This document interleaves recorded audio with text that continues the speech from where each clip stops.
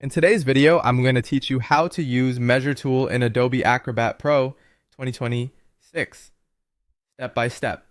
First, open Adobe Acrobat Pro on your computer.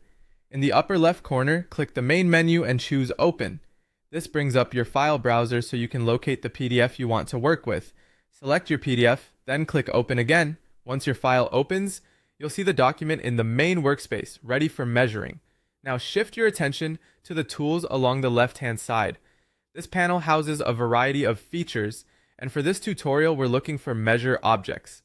Click Measure Objects to reveal the measuring tools, then click Measuring Tool to activate it. As soon as the measuring tool is active, Acrobat displays an Options panel on the right side of the screen. This panel is important. It shows snap types and measurement types, which control how your measurements behave. Snap types help your cursor lock onto precise elements in the PDF. For example, snaps can align to lines, corners, or paths found in vector drawings, making it easier to capture accurate points. Measurement types determine what you're measuring, commonly distance, perimeter, or area, so you get the right output for your task. Pick the options that fit your needs. If you're working with drawings that include clear vector lines, let's try Snap to Paths.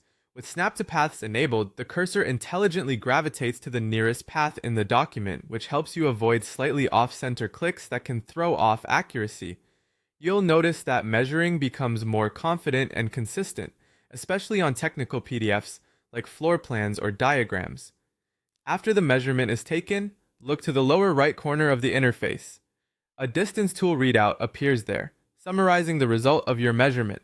This readout shows the measured value and keeps it visible so you can reference it as you review your document. It's a handy confirmation that helps you verify what you just measured without squinting at tiny numbers on the page.